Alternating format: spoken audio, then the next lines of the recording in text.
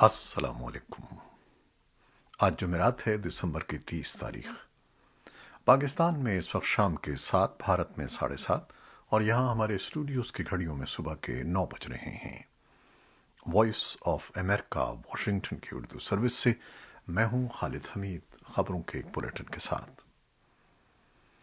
पाकिस्तान की विफाकी काबीना से मंजूरी के बाद फाइनेंस तरमीमी बिल सन 2021-22 कौमी असम्बली में पेश कर दिया गया है। अपोजिशन जमातों ने इस बिल को मिनी बजट करार दिया है। स्पीकर कौमी असम्बली असद कैसर की ज़ेर सदारत कौमी असम्बली का इजलास शुरू हुआ तो एजेंडे की कार्रवाई के मुताबिक वजीर ख़जाना शौकत तरीन ने ऐवान में ज़िमनी मालियाती बिल पेश किया। इस बिल के पेश होने पर अपोजिशन जमातों के अरकान ने एहतजाज शुरू किया और हुकूमत मुखालिफ नारेबाजी की। हिज़्ब इख्तिलाफ ने मिनी बजट को पार्लियामेंट की खुद मुख्तारी पर हमला करार दिया। अपोजिशन रहनुमाओं ने दावा कर रखा है कि वो मिनी बजट को पार्लियामेंट से मंजूर नहीं होने देंगे। कौमी असम्बली के इजलास से वज़ीर आज़म इमरान खान की ज़ेर सदारत विफाकी काबीना का इजलास हुआ था, जिसमें फाइनेंस तरमीमी बिल पर इत्तेहादी जमातों और काबीना अरकान के तहफ़्फ़ुज़ात को दूर करने की कोशिश की गई थी। इससे कबल हुकूमत ने मिनी बजट पर इत्तेहादी जमातों के तहफ़्फ़ुज़ात के बाइस विफाकी काबीना से इसकी मंजूरी को मुअख्खर किया था। याद रहे कि आलमी मालियाती फंड IMF ने पाकिस्तान को $1 अरब कर्ज की अगली किस्त टैक्सों में आयद छूट खत्म करने और मजीद टैक्स आयद करने से मशरूत कर रखी है। अफगानिस्तान से अमरीकी फोर्सेस के इनखला के बाद सन 2021 में अमरीका के साथ अपने ताल्लुकात को नई जहत पर उस्तवार करने की कोशिशों के दरमियान पाकिस्तान के लिए अमरीका और चीन की बढ़ती हुई मुखासमत की वजह से बीजिंग और वाशिंगटन के साथ अपने ताल्लुकात को मुतवाज़िन रखने का चैलेंज भी दरपेश रहा है। दूसरी जानिब रवां साल जुलाई में दासू पन बिजली के मंसूबे पर काम करने वाले चीनी कारकुनों की बस पर होने वाले मोहलिक हमले और चीन पाकिस्तान इक़्तिसादी राहदारी मंसूबे यानी CPEC में सरमाया करने वाली चीनी कंपनियों को बाज़ मामलात पर शिकायत की वजह से पाकिस्तान और चीन के ताल्लुकात में बज़ाहिर एक आर्जी मुश्किल भी सामने आई है, लेकिन तज्ज़ियाकारों का कहना है कि इस सूरत हाल के बावजूद पाकिस्तान और चीन के ताल्लुकात सन 2021 में मामूल के मुताबिक चलते रहे। इस बारे में मज़ीद तफसील आप वॉइस ऑफ अमेरिका की उर्दू सर्विस की वेबसाइट पर पढ़ सकते हैं। अमरीकी वज़ीर ख़ारजा एंटनी ब्लिंकन ने बुध के रोज़ रीना अमीरी को अफ़गानिस्तान में ख़वातीन, बच्चियों और इंसानी हकूक़ के लिए ख़ुसूसी एलची नामज़द करने का ऐलान किया है। ब्लिंकन ने एक बयान में कहा है कि हमारी ख्वाहिश है कि अफ़गानिस्तान पुरअमन, मुस्तहकम और महफूज हो, जहाँ तमाम अफ़गान सियासी, माशी और समाजी हम आहंगी के माहौल में रहकर खुशहाली हासिल करें। अमीरी अफ़गानिस्तान में पैदा हुई। उन्होंने साबिक़ सदर बराक ओबामा के दौर में अमरीकी महकमा ख़ारजा में खिदमत अंजाम दी। वो 2 दहाइयों के दौरान अफ़गानिस्तान के उमूर पर हुकूमत और अक़वाम मुत्तहिदा को मुशावरत फराहम करती रही हैं। ख़बरसां इदारे रॉयटर्स की एक खबर के मुताबिक बाइडन इंतज़ामिया को ख़वातीन के हकूक़ के सरगर्म गिरोहों की जानिब से शदीद तनक़ीद का सामना रहा है, जिनका कहना है कि इंतज़ामिया अफ़गानिस्तान में सरगर्म ख़वातीन कारकुनों की ज़िंदगियों को लायक ख़तरात और बिला खौफ व ख़तर ज़िंदगी गुजारने को यकीनी बनाने में नाकाम रही है। ख़बरसां इदारे ने कहा है कि अमीरी उन्हीं नाक़िदीन में से एक हैं। तालिबान रहनुमा मुल्ला हिबतुल्लाह अख़ुंज़ादा ने एक बार फिर अपने जंगजुओं से कहा है कि वो साबिक़ अफ़गान हुकूमत के फ़ौजी और सिविल हुक्काम के लिए उनके आम मुआफ़ी के फरमान का एहतराम करें। तालिबान हुक्काम के मुताबिक उन्होंने ये सिफारिशात बुध को कंधार के सूबाई हुक्काम से मुलाकात के दौरान थीं। दोहा में तालिबान के सियासी दफ्तर के तर्जुमान मोहम्मद नईम की तरफ से शाया होने वाली अपनी तकरीर के मतन के मुताबिक मुल्ला अख़ुंज़ादा ने कहा कि मुल्क में हर एक का एहतराम किया जाना चाहिए और लोगों के वक़ार को बरकरार रखा जाना चाहिए। गुज़श्ता माह ह्यूमन राइट्स वॉच ने एक रिपोर्ट जारी की थी, जिसमें कहा गया था کہ طالبان رہنما کی طرف سے عام معافی کے باوجود مقامی کمانڈروں نے سابق سیکیورٹی اہلکاروں کو نشانہ بنایا۔ طالبان حکومت کی کابینہ نے ان سیاستدانوں کی جائیدادیں فروخت کرنے کا فیصلہ کیا ہے جنہوں نے اپنے بجلی کے بل ادا نہیں کیے ہیں۔ کچھ سابق جنگجو سرداروں اور سابق اہلکاروں نے افغانستان میں برسوں سے اپنے بجلی کے بلوں کی ادائیگی نہیں کی ہے۔ طالبان کے نائب ترجمان عنایت اللہ سمنگانی نے ٹویٹ کیا ہے کہ کابینہ نے برشنا کمپنی کو ہدایت کی ہے کہ وہ کمپنی کے نادہندگان کی جائیدادوں کی فروخت کا منصوبہ کابینہ کے اگلے اجلاس کے لیے تیار کرے۔ صحافیوں کے حقوق پر کام کرنے والی بین الاقوامی تنظیم رپورٹرز ود آؤٹ بارڈرز نے اسلام آباد ہائی کورٹ سے مطالبہ کیا ہے کہ وہ جنگ گروپ کے مالک اور اس سے وابستہ صحافیوں پر توہین عدالت کے فیصلے پر نظر ثانی کرے۔ جنگ گروپ سے وابستہ سینئر صحافی انصار عباسی نے 15 نومبر کو شائع ہونے والی اسٹوری میں گلگت بلتستان کے سابق چیف جسٹس رانا شمیم کے حوالے سے کہا تھا کہ سن 2018 میں ہونے والے عام انتخابات سے قبل سابق وزیر اعظم میاں محمد نواز شریف اور ان کی بیٹی کو ضمانت نہ دینے پر اسلام آباد ہائی کورٹ پر سابق چیف جسٹس ثاقب نثار کا دباؤ تھا۔ اسلام آباد ہائی کورٹ نے گلگت بلتستان کے سابق چیف جسٹس رانا شمیم سمیت 4 افراد پر 7 جنوری کو توہین عدالت پر فرد جرم عائد کرنے کا فیصلہ کیا ہے۔ سابق چیف جسٹس ثاقب نثار پہلے ہی ان الزامات کی تردید کر چکے ہیں۔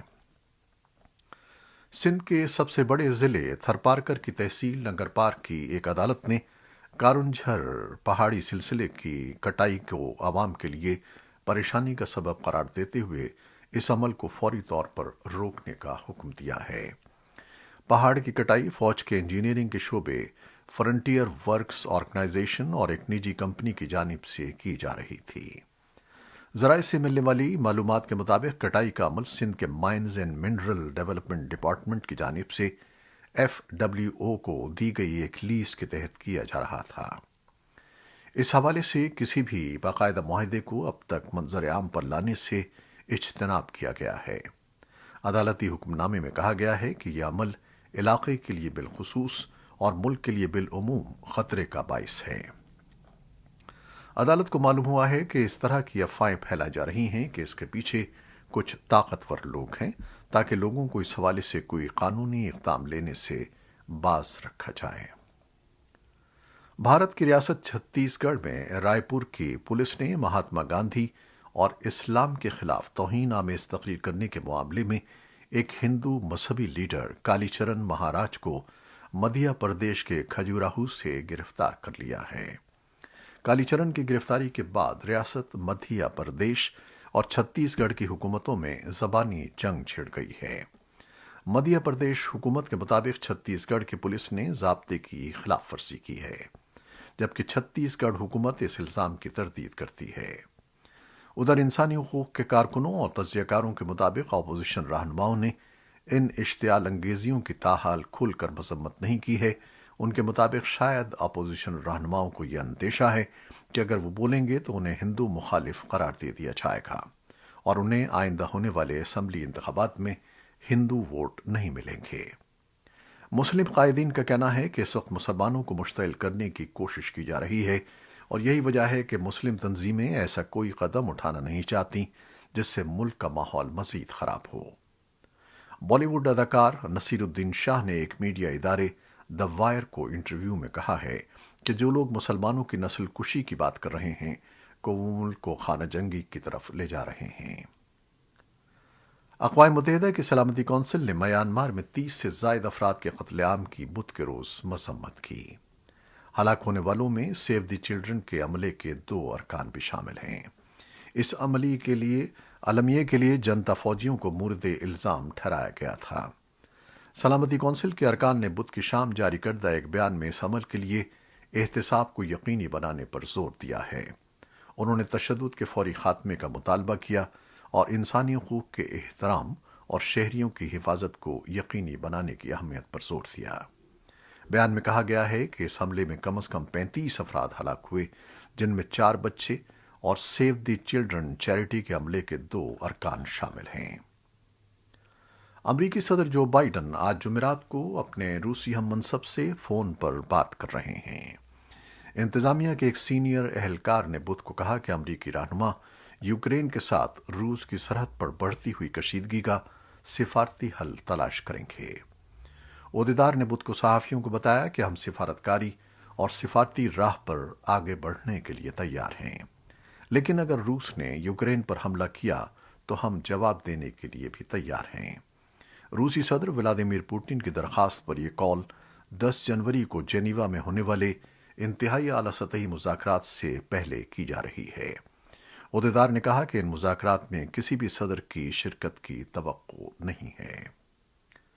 ایران نے 3 تحقیقی آلات کو خلا میں بھیجنے کے لیے ایک سیٹلائٹ لانچ راکٹ کا استعمال کیا ہے۔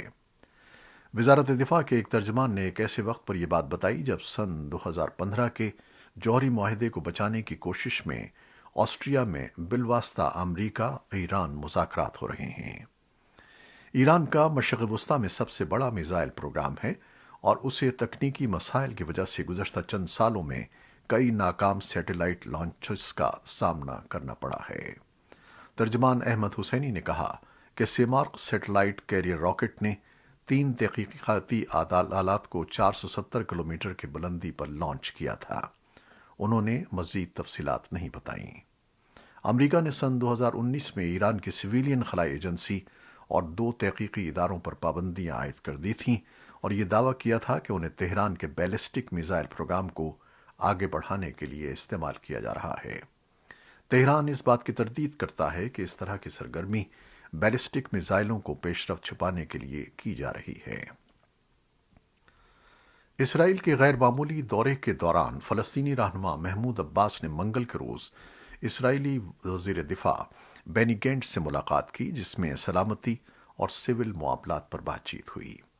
اسرائیلی وزارت دفاع کے ایک بیان میں کہا گیا ہے کہ گینٹس نے عباس کو بتایا کہ وہ اقتصادی اور سول شعبوں میں اعتماد کو مضبوط کرنے کے لیے اقدامات کو فروغ دینے کا ارادہ رکھتے ہیں، جیسا کہ ان کی پچھلی ملاقات میں اتفاق کیا گیا تھا۔ خبر رساں ادارے رائٹرز نے ایک رپورٹ میں کہا کہ بات چیت کے بعد اسرائیلی وزارت دفاع نے اقدامات کے ایک سلسلے کا اعلان کیا، جسے اس نے اعتماد سازی کے اقدامات کا نام دیا ہے اور جس سے سینکڑوں فلسطینی کاروباری افراد کے اسرائیل کے داخلے میں آسانی ہوگی۔ اس سال کے اگست میں آخر میں گینٹس نے عباس کے ساتھ بات چیت کے لیے فلسطینی اتھارٹی کے ہیڈ کوارٹر کا دورہ کیا تھا، جو کئی سالوں میں اس سطح پر پہلی سرکاری ملاقات تھی۔ کورونا وائرس سے متعلق خبریں۔ سعودی عرب میں کورونا وائرس کا پھیلاؤ روکنے کے لیے مسجد الحرام اور مسجد نبوی سمیت ملک بھر میں ایک بار پھر سماجی فاصلہ اور ماسک پہننا لازمی قرار دیا گیا ہے۔ سعودی عرب کے سرکاری خبر رساں ادارے سعودی پریس ایجنسی کے مطابق مسجد الحرام اور مسجد نبوی کے امور کو دیکھنے والے ادارے نے اعلان کیا ہے کہ 30 دسمبر کی صبح 7 بجے سے سماجی فاصلہ دوبارہ لازمی ہوگا۔ اس اعلان کے ساتھ ہی مسجد الحرام اور مسجد نبوی میں نمازیوں کے لیے سماجی فاصلے کے اسٹیکرز بھی دوبارہ لگا دیے گئے ہیں۔